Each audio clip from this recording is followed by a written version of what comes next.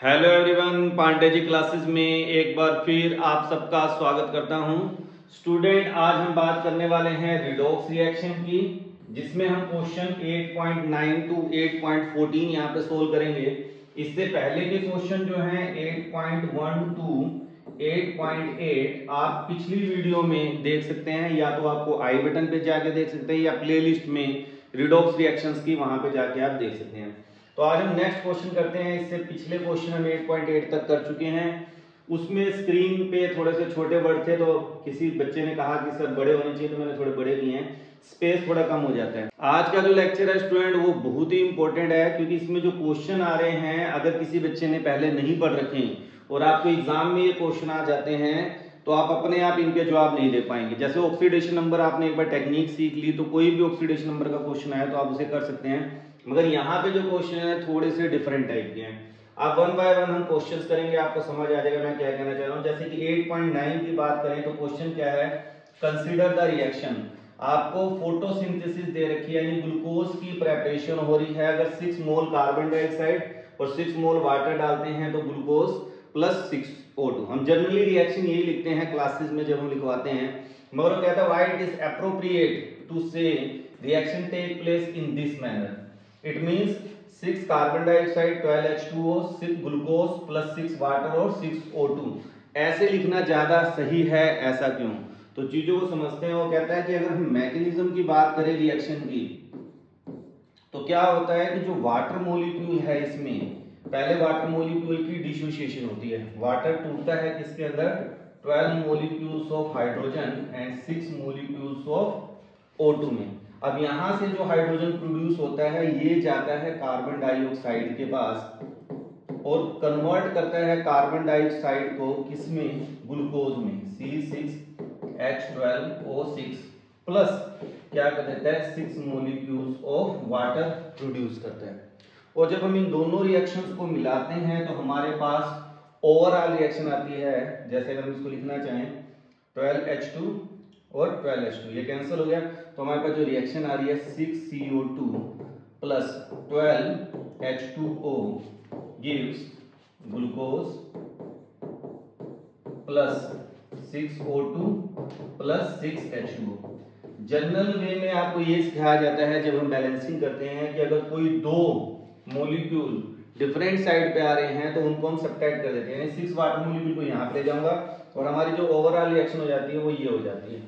ठीक है, जर्नल में हम क्या करते हैं, इसको इधर मैं कहता है ये ज्यादा बेटर है। वो कहता है भाई, तो क्वेश्चन क्यों है राइज हो रहा है स्टूडेंट, अगर हम खाली इस रिएक्शन को देखते हैं तो हमें ऐसा लगता है कि फोटोसिंथेसिस के अंदर कार्बन डाइऑक्साइड और वाटर आपस में मिक्स होके ग्लूकोज और ऑक्सीजन लिबरेट करते हैं, मगर एक्चुअलिटी क्या है, एक्चुअलिटी ये है कि जब फोटोसिंथेसिस होती है तो कार्बन डाइऑक्साइड और वाटर ये मिक्स होते हैं और ग्लूकोज भी बनाते हैं, ऑक्सीजन बनाते हैं और वाटर भी लिबरेट करते हैं। 12 मॉलिक्यूल एब्जॉर्ब करता है और 6 मॉलिक्यूल क्या करता है, फिर लिबरेट कर देता है। इसका मतलब फोटोसिंथेसिस के अंदर वाटर की फॉर्मेशन भी होती है। तो ये इसका कहने का मतलब है। इसी तरह अगर हम इसका सेकंड पार्ट को देखें स्टूडेंट इसका सेकंड पार्ट देख लेते हैं कि हमारे पास ओजोन की रिएक्शन है कि ozone plus H2O2 gives water plus 2 molecule of water. वो कहते हैं इसकी जगह हमको ये लिखना कि ओजोन प्लस H2O2 क्या करता है स्टूडेंट, वो कहता है H2O प्लस O2O2। ये लिखना ज्यादा एप्रोप्रिएट है भाई। क्वेश्चन को समझने का प्रयास कोशिश करें,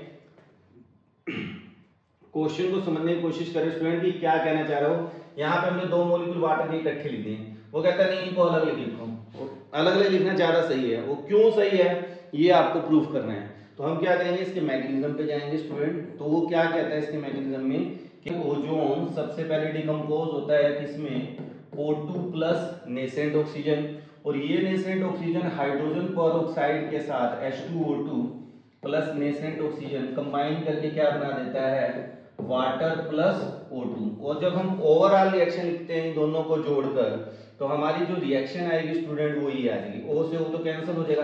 अब 2 बार O2 आ रहा है, वो कह रहा है अलग अलग क्यों लिखें, अलग अलग इसलिए लिखें कि इस तरह अगर हम लिखते हैं तो हमें एक चीज की क्लैरिटी हो रही है कि जो 2 मॉलिक्यूल ऑक्सीजन के प्रोड्यूस हो रहे हैं, ठीक है, एक तो ओजोन से आ रहा है और एक कहां से आ रहा है, हाइड्रोजन परऑक्साइड के थ्रू आ रहा है। अगर हम इकट्ठे लिख देते हैं तो हमें क्लैरिटी नहीं होती कि एक्चुअल में ऑक्सीजन किसने लिबरेट किया, H2O2 ने या ओजोन ने। तो ये इसका मकसद है कि हमें ये पता चल जाता है कि एक्चुअल में जो दो O2 हैं वो कहां से आ रहे हैं, अलग अलग ओजोन और H2O2 से। अब यहाँ पे एक लाइन और बड़ी इंपॉर्टेंट है स्टूडेंट, उसको देखें, इसका स्क्रीनशॉट ले सकते हैं आप। अब यहाँ पे एक लाइन और लिखी हुई है स्टूडेंट, इसको देखिए, also suggest the technique to investigate the path of the above A and B redox reaction। ये जो रिडॉक्स रिएक्शन हुई है, हमें कैसे पता कि ये रिएक्शन ऐसे होगी, रिएक्शन ऐसे क्यों नहीं हुई, यानी उसका मैकेनिज्म क्या है, कैसे पता चलेगा। तो वो कहता है कि हम क्या करेंगे, जैसे यहाँ पे जो हमने वाटर लिया है स्टूडेंट, उसको हम आइसोटोपिक ले लेंगे 18, या फिर हम ड्यूटेरियम ऑक्साइड ले लेंगे D2।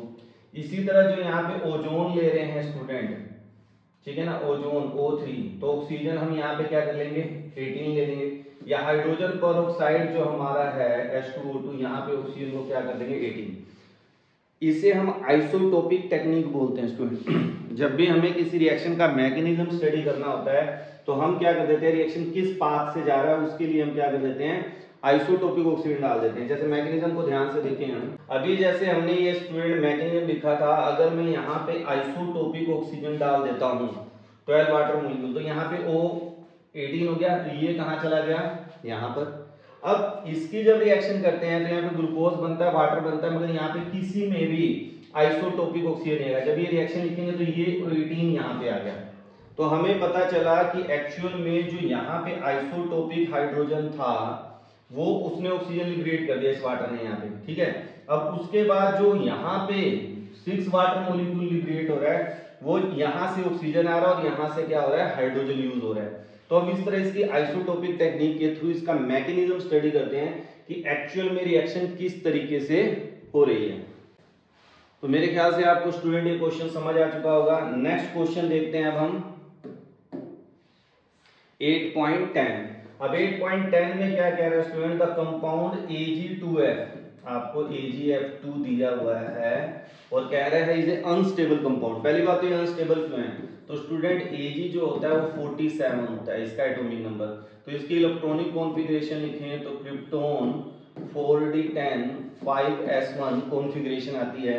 अब Ag जो होता है वो +1 ऑक्सीडेशन स्टेट की बात करें तो क्रिप्टोन 4d10 होता है, और अगर इसकी +2 स्टेट की बात करें तो क्रिप्टोन 4d9 होता है। अब मुझे आप बताइए कि इन दोनों में से स्टेबल स्टेट कौन सी है, तो हमें पता है ये स्टेबल है क्योंकि ये कंप्लीटली क्या है, फिल्ड है। तो हम क्या करेंगे स्टूडेंट, ये कंप्लीटली फिल्ड स्टेबिलिटी होता है, इसलिए जो Ag2 पॉजिटिव है, यहाँ पे Ag जो 2 पॉजिटिव है, इसकी टेंडेंसी क्या होगी, एक इलेक्ट्रॉन गेन करके Ag+ में कन्वर्ट हो जाएगा, जो कि इसकी स्टेबल स्टेट है। अभी अब यहाँ पे देखिए स्टूडेंट, तो यहाँ पे क्या हो रहा है, रिडक्शन, क्योंकि गेन ऑफ इलेक्ट्रॉन कर रहा है। अब जहाँ पे रिडक्शन होता है वो कौन सा एजेंट हो गया, ऑक्सीडाइजिंग एजेंट। आपको ये बात क्लियर होनी चाहिए कि जहां जो रिडक्शन शो कर रहा है, रिडक्शन ये शो कर रहा है Ag2F2 से, यानी AgF2 क्या है, हमारा ऑक्सीडाइजिंग एजेंट है। That's why AgF2 is a strong oxidising agent. Screenshot ले सकते हैं स्टूडेंट आप इसका। नेक्स्ट क्वेश्चन क्या है 8.11, बहुत ही इंपॉर्टेंट क्वेश्चन है, थोड़ा डिफरेंट टाइप का क्वेश्चन है। वो कह रहा है whenever a reaction between an oxidizing agent and a reducing agent is carried out, a compound of lower oxidation state formed if reducing agent is in excess, and a compound of higher oxidation state is formed if oxidizing agent is in excess। वो कह रहा है भाई, तो इस तरह question से आपको समझ नहीं आएगा, मैं एग्जांपल के थ्रू समझाता हूँ। कह रहा है justify this statement giving 3 illustration. तो पहले हम एक ले लेते हैं। तो मान लो मेरे पास कार्बन है स्टूडेंट, और कार्बन की मैंने ऑक्सीजन के साथ रिएक्शन की। अब यहाँ मैंने कार्बन को एक्सेस में ले लिया, तो कार्बन को जब हम एक्सेस में लेते हैं तो स्टूडेंट कार्बन मोनोऑक्साइड बनता है। अब यहाँ पे हम बात करें कार्बन की ऑक्सीडेशन स्टेट क्या है, +2, ऑक्सीजन क्या है -2। ऑक्सीजन यहाँ पे क्या है 0, यहाँ कार्बन क्या है 0, तो ऑक्सीजन पे क्या हो रहा है स्टूडेंट, रिडक्शन। तो O2 मेरा ऑक्सीडाइजिंग एजेंट है, ठीक है, वैसे भी आप याद कर सकते हैं कि ऑक्सीडाइजिंग एजेंट है, और कार्बन मेरा क्या है, रिड्यूसिंग एजेंट। अब क्वेश्चन को समझते हैं। अब क्वेश्चन ये कह रहा है कि अगर रिड्यूसिंग एजेंट एक्सेस में होता है तो जो प्रोडक्ट बनेगा उसमें जो आपका कैटायन पार्ट है वो लोअर ऑक्सीडेशन स्टेट में होगा। अब इसी में अगर मैं ऑक्सीजन एक्सेस में ले लेता हूँ स्टूडेंट, ऑक्सीजन क्या ले लिया मैंने एक्सेस में, तो हमारा जो प्रोडक्ट बनेगा वो बनेगा CO2। यहाँ कार्बन की ऑक्सीडेशन स्टेट क्या आ गई +4, ये इसकी हाईयर ऑक्सीडेशन स्टेट है, ये कार्बन की लोअर ऑक्सीडेशन स्टेट है। अगर रिड्यूसिंग एजेंट मैंने एक्सेस में लिया है तो लोअर ऑक्सीडेशन स्टेट का कंपाउंड बनेगा, और अगर मैंने ऑक्सीडाइजिंग एजेंट को क्या लिया है एक्सेस में लिया है तो क्या मिल रहा है मुझे हाईयर ऑक्सीडेशन स्टेट मिल रहा है। ये एक एग्जांपल है, कहता और एग्जांपल दो। नेक्स्ट एग्जांपल और देख लेते हैं स्टूडेंट की। मान लीजिए मैं ले रहा हूं P4, अब मैं एक्सेस में फास्फोरस ले लेता हूं, तो एक्सेस में फास्फोरस ले लिया और मैंने इसके 6 क्लोरीन के साथ रिएक्शन करा दी तो मुझे मिल गया PCl3। अब यहाँ फास्फोरस की ऑक्सीडेशन स्टेट की बात करें तो क्या है +3, मगर अगर मैंने क्लोरीन को एक्सेस में ले लिया तो क्या बनेगा, वो कह रहा है PCl5। तो PCl5 कैसे बनेगा स्टूडेंट, यहाँ पे कितने हो गए 20 10। तो अगर एक्सेस में क्लोरीन लेते हैं तो PCl5 बन रहा है, ऑक्सीडेशन स्टेट फास्फोरस की क्या है +5, और अगर एक्सेस में फास्फोरस लेते हैं तो क्या बन रहा है PCl3 लोअर 3। यानी रिड्यूसिंग एजेंट ले रहे हैं तो लोअर ऑक्सीडेशन स्टेट का कंपाउंड मिल रहा है, ऑक्सीडाइजिंग एजेंट एक्सेस में ले रहे हैं तो हमें क्या बन रहा है हाईयर बन रहा है। और एग्जांपल अगर आप कहते हैं तो और एग्जांपल ले लेते हैं, पहले आप इसका स्क्रीनशॉट ले लें, ठीक है। अब हम स्टूडेंट क्या करते हैं, इसका थर्ड एग्जांपल ले लेते हैं कि अगर हमने सोडियम को एक्सेस में लिया और उसकी रिएक्शन हमने ऑक्सीजन के साथ की तो हमें क्या मिल गया सोडियम ऑक्साइड, क्या मिल गया सोडियम ऑक्साइड, जहां पे ऑक्सीजन की ऑक्सीडेशन स्टेट क्या है -2 और ये क्या है 0। सोडियम की बात करें तो इसको बैलेंस कर दे स्टूडेंट, तो ये क्या हो जाएगा 4Na+O2, तो ये हमारे पास रिएक्शन होगी, यहाँ -2 में है ऑक्सीजन। मगर अगर हम सोडियम की रिएक्शन एक्सेस ऑफ ऑक्सीजन में करते हैं तो ये बना देता है सोडियम पर ऑक्साइड, क्या बना देगा सोडियम पर ऑक्साइड, और यहाँ पे ऑक्सीजन की ऑक्सीडेशन स्टेट क्या है -1, जो कि इसकी क्या है एक्सेस है, जो इसके हाईयर है, ये इसकी क्या है लोअर है। तो इस तरह से अगर हम अपना रिड्यूसिंग एजेंट अगर एक्सेस में लेते हैं तो हमें लोअर ऑक्सीडेशन स्टेट का कंपाउंड मिलेगा, और अगर हम ऑक्साइड जैसे यहाँ पे इसको ऑक्सीडाइजिंग एजेंट को एक्सेस में लेते हैं तो हमें क्या मिल जाएगा अपना इसका हाईयर ऑक्सीडेशन स्टेट हमें मिल जाएगा। तो इस तरह से आप इन क्वेश्चंस को क्या कर सकते हैं सोल्व कर सकते हैं। अब हम बात करेंगे 8.12 की। नेक्स्ट क्वेश्चन थोड़ा सा हटके स्टूडेंट, और थोड़ा सा ज्यादा यहाँ पे आपको लिखना पड़ेगा। वो कह रहा है how do you count for the following observation. क्या ऑब्जर्वेशन आपको है कि though alkaline potassium permanganate and acidic potassium permanganate both are used as oxidant, yet in the manufacturing of benzoic acid from toluene we use alcoholic potassium permanganate as oxidant. Why? Write a balanced equation for the reaction. वो कह रहा है कि अगर मुझे toluene की oxidation करनी है तो मैं एसिडिक KMnO4 का भी इस्तेमाल कर सकता हूँ, अल्केलाइन KMnO4 का भी इस्तेमाल कर सकता हूँ और एल्कोहलिक KOH का भी इस्तेमाल कर सकता हूँ। मगर जब हम इंडस्ट्री में बात करते हैं तो हम एल्कोहलिक KOH की बात करते हैं। क्यों करते हैं ये मेरा क्वेश्चन है, पहले सारी रिएक्शन लिख के दिखाओ।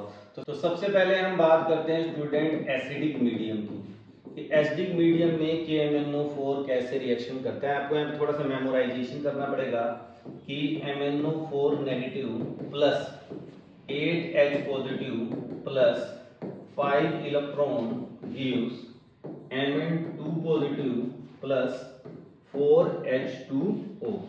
अब ये रिएक्शन देख लीजिए बैलेंस है कि नहीं, तो ये बैलेंस है। तो पहली बात तो आपकी रिएक्शन ही बैलेंस होनी चाहिए, ये चीज आप ध्यान में रखें। तो एसिडिक मीडियम में मैंने ये रिएक्शन लिख ली है। अब हमें क्या करना है, इसकी रिएक्शन करानी है टोलुइन के साथ। अब अगर हम बात करें तो हमारे पास अब टोलुइन क्या होता है स्टूडेंट, बेंजीन के ऊपर CH3 को हम टोलुइन बोलते हैं। तो जब हम टोलुइन की रिएक्शन किसके साथ करेंगे, वाटर मॉलिक्यूल के साथ, तो हमें क्या मिल जाता है बेंजोइक एसिड। क्या मिल गया बेंजोइक एसिड प्लस क्या मिलेगा स्टूडेंट H पॉजिटिव, और प्लस में हमें क्या मिल जाएंगे इलेक्ट्रॉन। कितने इलेक्ट्रॉन यहाँ पे लिबरेट होते हैं, 6 इलेक्ट्रॉन लिबरेट होते हैं। अब हम हाइड्रोजन बैलेंस कर लेते हैं, 2 यहाँ से आ गए 4, 6 H पॉजिटिव है 6 नेगेटिव है और 6 पॉजिटिव है तो नेट क्या हो गया 0। तो ये हमारी बैलेंस रिएक्शन है। जब भी हम रिएक्शंस को ऐड करते हैं आपको पता है इलेक्ट्रॉन कैंसिल होते हैं, मगर यहाँ पे कितने इलेक्ट्रॉन हैं 5 और यहाँ कितने हैं 6। तो हम क्या करेंगे, इसको तो मल्टीप्लाई करेंगे 6 से और इसको मल्टीप्लाई करेंगे 5 से, क्योंकि जो ओवरऑल आपकी रिडॉक्स रिएक्शन होती है वहां पर आपको पता होना चाहिए इलेक्ट्रॉन नहीं होने चाहिए। तो जब हम इसकी ओवरऑल रिएक्शन लिखेंगे तो स्टूडेंट क्या होगा 6MnO4 नेगेटिव, ठीक है, और यहाँ पे 6 और 8 पे 8H पॉजिटिव कितना हो गया 48 ये हो गए। और यहाँ पे बात करें तो क्या हो जाएगा 6 5 जा 30, 48 में से 30 गए तो कितना बच गया 16, तो यहाँ पे क्या आएगा 16H पॉजिटिव प्लस, अब क्या ऐड करें टोल्यूइन। वाटर को देख लेते हैं, वाटर हमारा क्या है कितने टोल्यूइन आएंगे शुरू, वहां पे कितने 5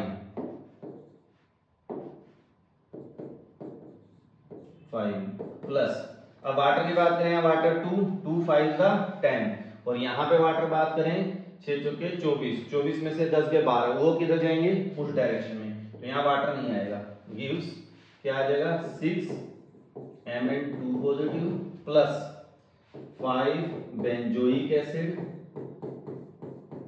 प्लस, अब क्या हो गया वाटर थे कितने बच गए थे हमारे पास 12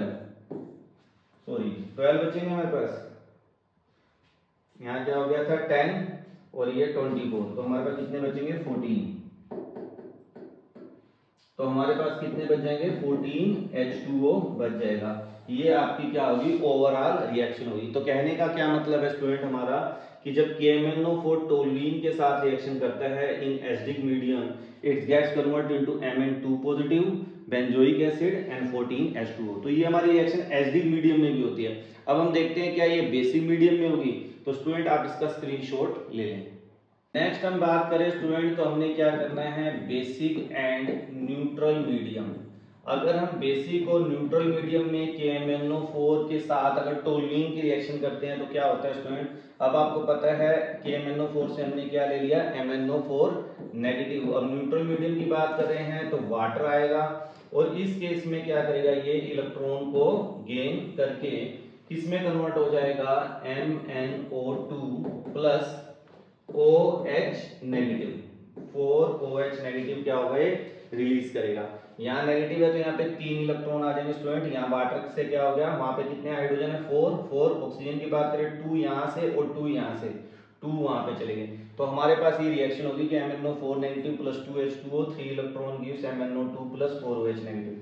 अब अगर हम बात करते हैं टोल्यूइन की स्टूडेंट, तो जो हमारा टोल्यूइन है वो क्या करता है 7 मॉलिक्यूल्स ऑफ OH नेगेटिव के साथ रिएक्शन करके कन्वर्ट हो जाता है बेंजोएट आयन के अंदर। यहाँ पे बेंजोइक एसिड नहीं बन रहा है बेंजोएट आयन बन रहा है, तो ये बेंजोएट आयन प्लस क्या हो जाएगा स्टूडेंट 6H2O, और प्लस अगर हम बात करें यहाँ पे 7 नेगेटिव है 1 नेगेटिव, तो यहाँ पे आ गया, और 6 क्या आ जाएंगे यहाँ पे इलेक्ट्रॉन आ जाएंगे।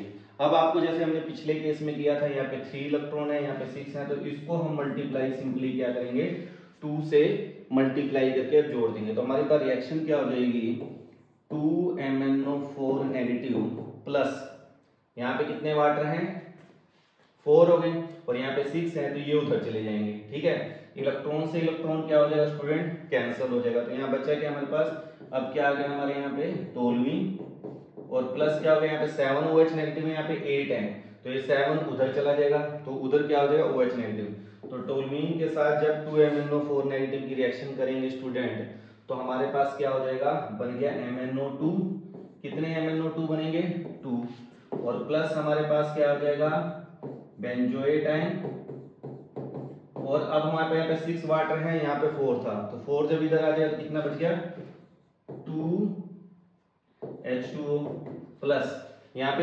8OH नेगेटिव है, ये 7 था तो 7 उधर गया 1, तो क्या हो गया OH नेगेटिव। अब देख लेते हैं कि हमारी रिएक्शन बैलेंस है, तो यहाँ पे कितना नेगेटिव चार्ज है 2, यहाँ पे -1 और -1 क्या हो गया 2 नेगेटिव, जितना लेफ्ट में चार्ज होता है उतना ही राइट में होना चाहिए, बाकी सारे आइटम बैलेंस, तो ये हमारी क्या होगी कंप्लीट रिएक्शन आ गई बैलेंस करके। तो ये आपको याद करनी पड़ेगी स्टूडेंट, इसको नोट कर लीजिए, स्क्रीनशॉट इसका ले लीजिए। तो हमने अभी जो स्टूडेंट रिएक्शन लिखी है उसको मैंने थोड़ा शॉर्ट करके यहाँ पे मेंशन कर दिया, तो अब आपको समझने वाली बात है जो क्वेश्चन कर रहा है, आगे क्वेश्चन पढ़ते हैं क्या है कि ऐसा क्यों हो रहा है कि जब हम इसकी मैन्युफैक्चरिंग करते हैं तो हम एल्कोहलिक KMnO4 का इस्तेमाल करते हैं। तो कह रहे हैं इसके पीछे 2 रीजन है, अगर हम एसिडिक या बेसिक मीडियम में रिएक्शन करते हैं तो हमें एक्स्ट्रा अमाउंट में एसिड और बेस ऐड करना पड़ेगा, यानी उसकी कॉस्ट ज्यादा हो जाएगी, तो कोस्ट पर्पस से हम क्या करते हैं, अल्कोहलिक KMnO4 का इस्तेमाल करते हैं, क्योंकि अभी आपने देखा है कि न्यूट्रल मीडियम में OH नेगेटिव आयन प्रोड्यूस अपने आप हो रहा है, तो हमें बेस डालने की जरूरत नहीं है, ये रिएक्शन ऑटोमेटिकली हो जाएगी। दूसरी बात, जो हमारे पास अल्कोहल होता है स्टूडेंट, अल्कोहल क्या होता है, KMnO4 हमारा क्या है, पोलर मॉलिक्यूल है, ये पोलर है, ठीक है। और जो हमारा टोल्यूइन है ये ऑर्गेनिक कंपाउंड है। तो ऑर्गेनिक कंपाउंड जो होते हैं वो अल्कोहल में सोलुबल होते हैं, KMnO4 पोलर है और अल्कोहल ही पोलर है, इसलिए ये दोनों में क्या हो जाए, डिसोल्व होता है, और ये क्या करता है, होमोजीनियस सॉल्यूशन बनाता है। क्या बनाता है, होमोजीनियस सॉल्यूशन, जिसमें रिएक्शन क्या होती है, फास्ट होती है। इसलिए जब हम इंडस्ट्री में ऑक्सीडेशन करते हैं किसकी, टोल्यूइन की, तो हम क्या करते हैं, अल्कोहलिक पोटाशियम परमैंगनेट का इस्तेमाल करते हैं, ना कि एसिडिक पोटाशियम परमैंगनेट का। तो ये सारा मैंने डिटेल में काफी आपको एक्सप्लेन किया है, मेरे ख्याल से आपको समझ आ गया होगा। अब हम चलते हैं नेक्स्ट क्वेश्चन पे। तो नेक्स्ट क्वेश्चन देखते हैं स्टूडेंट, जो कि अपने आप में एक बहुत ही इंपॉर्टेंट कंसेप्चुअल क्वेश्चन है। ये क्या कह रहा है कि when concentrated sulfuric acid is added to an inorganic mixture containing chloride, मान लीजिए मैं कह रहा हूं कि सल्फ्यूरिक एसिड है और उसको मैंने NaCl में डाल दिया, और एक वो कह रहा है कि ब्रोमाइड में डाल दिया, साल्ट में, तो NaBr में डाल दिया। क्लियर है। अब वो कह रहा है कि जब हमने क्लोराइड के साथ डाला तो we get a colourless pungent smelling gas HCl। तो हमें जो रिएक्शन हुई वो क्या हुआ, सोडियम हाइड्रोजन सल्फेट और प्लस क्या मिल गया, HCl, जो कि अपने आप में एक पंजेंट स्मेलिंग गैस है, पंजेंट स्मेल गैस है। तो यहाँ पे pungent smell gas HCl produce हुई। But if the mixture contain bromide then we get red vapours of bromine. मगर अगर हमने इसमें साल्ट डाल दिया ब्रोमाइड का तो हमें HBr नहीं मिला, हमें क्या मिल गया, ब्रोमीन मिल रहा है। वो कह रहा भाई क्वेश्चन को समझने की प्रवृत्ति, यहाँ पे HCl प्रोड्यूस हुआ, मगर जो HCl प्रोड्यूस हुआ है स्टूडेंट ये वीक एसिड है, ये क्या है, वीक एसिड है, और सल्फ्यूरिक एसिड क्या है, हमारा स्ट्रॉन्ग एसिड है। तो यहाँ पे एक स्ट्रॉन्ग एसिड क्या कर रहा है, एक तरह से वीक एसिड को बाहर क्या कर रहा है, एलिमिनेट कर रहा है। दूसरा, HCl is not a good reducing agent, ये रिड्यूसिंग एजेंट अच्छा नहीं है, जिसकी वजह से HCl plus sulphuric acid further reaction नहीं होगी। क्लियर है। मगर जब H2SO4 को NaBr के साथ हम रिएक्शन करते हैं स्टूडेंट, तो हमें sodium hydrogen sulphate plus HBr बनता है। मगर जैसे ही HBr बनता है, HBr is a good reducing agent than HCl। अब और आपको पता है कि सल्फ्यूरिक एसिड क्या है, ऑक्सीडाइजिंग एजेंट है, तो एक रिड्यूसिंग एजेंट ऑक्सीडाइजिंग एजेंट मिलेगा तो रिएक्शन होगी। तो होता क्या स्टूडेंट कि जब हम सल्फ्यूरिक एसिड को HBr के साथ ट्रीट करते हैं तो हमें क्या मिल जाता है, एक तो वाटर मिलता है, एक सल्फर डाइऑक्साइड बनता है, और क्या होता है, ब्रोमीन गैस प्रोड्यूस होती है, जिसके वेपर्स का कलर क्या है, जो रेड वेपर ऑफ ब्रोमीन यहाँ पे प्रोड्यूस हो जाती है। मगर इस टाइप की रिएक्शन HCl के साथ नहीं होती। यही हमारा क्या है, क्वेश्चन है कि इस केस में तो हमें ब्रोमीन मिल रहा है, मगर इस केस में पंजेंट स्मेलिंग गैस HCl मिल रहा है। क्यों, तो मेरे ख्याल से आपको क्लियर होगा, सिंपल सा जवाब देना आपने कि HCl क्या है, वीक एसिड है। दूसरा क्या है, it is not a good reducing agent, जिसकी वजह से सल्फ्यूरिक एसिड के साथ रिएक्शन नहीं करेगा। मगर HBr जो इस रिएक्शन में प्रोड्यूस होगा वो स्ट्रॉन्ग रिड्यूसिंग एजेंट है, वो सल्फ्यूरिक एसिड के साथ रिएक्शन करके सल्फर डाइऑक्साइड, वाटर और ब्रोमीन गैस क्या कर देगा, प्रोड्यूस कर देगा। अब इसे आप बैलेंस करना चाहें तो यहाँ बैलेंस भी कर सकते हैं, तो ये आपकी एक बैलेंस रिएक्शन होगी। तो नेक्स्ट क्वेश्चन करते हैं स्टूडेंट 8.13। तो आज का हमारा ये लास्ट क्वेश्चन है, इसके बाद के क्वेश्चन हम नेक्स्ट वीडियो में करेंगे। तो हम बात करते हैं identify the substance oxidised reduced oxidising agent and reducing. यानी मान लो आपको एक रिएक्शन दे दी और कहेंगे बताओ इसमें ऑक्सीडाइजिंग एजेंट कौन है, रिड्यूसिंग एजेंट कौन है, ऑक्सीडेंट कौन सा है, रिडक्टेंट कौन सा है, ऑक्सीडाइज क्या हो रहा है, रिड्यूस क्या हो रहा है। यानी अलग अलग टर्म की लैंग्वेज इस्तेमाल की जाती है। मैं एक को डिटेल में समझाता हूँ, बाकियों को हम फटाफट में कर लेंगे। तो अब जैसे आप यहाँ पे देख सकते हैं, इसको थोड़ा सा बड़ा कर देते हैं ताकि हमें क्लैरिटी हो जाए। तो रिएक्शन करते हैं स्टूडेंट, क्या रिएक्शन है, 2AgBr plus C6H6O2 gives 2Ag plus 2HBr। अब अगर हम इनकी ऑक्सीडेशन स्टेट अगर स्टूडेंट निकालते हैं, ध्यान से देखिए, तो Ag क्या है +1, यहाँ पे Ag क्या है 0। अगर हम यहाँ पे कार्बन की ऑक्सीडेशन स्टेट निकाले तो स्टूडेंट क्या हो जाएगा 6x + 6 - 4 = 0। तो यहाँ पे क्या आ गया 2 उधर जाके माइनस हो जाएगा, यानी x = -1/3 यहाँ पे कार्बन की ऑक्सीडेशन स्टेट आएगी। और यहाँ पे मैं कार्बन लिखना भूल गया C6H4O2, और यहाँ पे जब हम निकालेंगे तो कार्बन की क्या आएगी 0 आएगी स्टूडेंट ऑक्सीडेशन स्टेट। तो हम क्या देख रहे हैं, ध्यान से देखिए, तो -1 से क्या हो रहा है 0 पे जा रहा है, तो क्या हो रहा है ऑक्सीडेशन। और यहाँ पे सिल्वर की बात करें +1 से 0 पे जा रहा है, तो क्या हो रहा है रिडक्शन। अब हमसे कोई पूछे रिड्यूस कौन हो रहा है, तो AgBr क्या हो रहा है रिड्यूस्ड हो रहा है। ऑक्सीडाइज कौन हो रहा है, तो C6H6O2 क्या हो रहा है ऑक्सीडाइज्ड हो रहा है। कोई पूछे ऑक्सीडाइजिंग एजेंट कौन सा है, तो जिस पे रिडक्शन हो रही है वही आपका ऑक्सीडाइजिंग एजेंट है। कोई पूछे रिड्यूसिंग एजेंट कौन है, तो जिस पे ऑक्सीडेशन हो रही है वो क्या आपका रिड्यूसिंग एजेंट है। तो जिस पे रिडक्शन हो रही ऑक्सीडाइजिंग, जिस पे ऑक्सीडेशन हो रही वो रिड्यूसिंग एजेंट। तो इस तरह किसी का भी यहाँ पे निकाल के देख सकते हैं। थोड़े से अगले एग्जांपल कुछ और कर लेते हैं, यहाँ पे मैंने कुछ और मेंशन कर रखे हैं, इनको भी देख लेते हैं। जैसे यहाँ पे है पीबी पे इसको थोड़ा सा बड़ा लिख लेते हैं, जैसे कि Pb + PbO2 + 2H2SO4 gives 2PbSO4 + 2H2O। यहाँ पे लेड की बात करें तो +2 में है, ठीक है, यहाँ लेड 0 में है, यहाँ लेड +4 में है, ठीक है स्टूडेंट। तो ध्यान से देखिए कि एक्चुअल में हो क्या रहा है, तो 0 से +2 पे जा रहा है, तो इसका क्या मतलब हो गया ऑक्सीडेशन, ठीक है। और +4 से +2 पे जा रहा है, तो क्या हो गया रिडक्शन। इसका मतलब Pb क्या है हमारा ऑक्सीडाइज, ये क्या हो रहा है ऑक्सीडाइज्ड हो रहा है। और रिड्यूस कौन हो रहा है, ये हमारा रिड्यूस्ड हो रहा है। अब कोई पूछे भाई ऑक्सीडाइजिंग एजेंट कौन है, तो ये ऑक्सीडाइजिंग एजेंट है, और ये क्या हो गया आपका रिड्यूसिंग एजेंट। तो इस तरह जो पांचों क्वेश्चन दे रखे हैं student, substance oxidise, substance reduce, oxidising agent, reducing agent, तो जब आप निकालेंगे तो क्या आ जाएगा। ऑक्सीडाइज कौन हो रहा था, अभी हमने देखा था C6H6O2 हमारा ऑक्सीडाइज हो रहा है। AgBr क्या हो रहा था रिड्यूस, यानी इस पर रिडक्शन हो रही थी। अब ये जो रिड्यूस हो रहा है वही क्या होगा हमारा ऑक्सीडाइजिंग एजेंट। और रिड्यूसिंग एजेंट कौन होगा जो ऑक्सीडाइज हो रहा है, यानी C6H6O2। तो इस तरह आप ये सबके निकाल सकते हैं। जैसे अभी हमने यहाँ बात की है Pb पे क्या हो रहा है सब्सटेंस ऑक्सीडाइज हो रहा है Pb, और PbO2 की बात करें तो PbO2 क्या हो रहा है सब्सटेंस रिड्यूस्ड हो रहा है। तो ऑक्सीडाइजिंग एजेंट कौन हो गया PbO2, और रिड्यूसिंग एजेंट कौन सा हो गया Pb, क्योंकि Pb पे क्या हो रहा है ऑक्सीडेशन।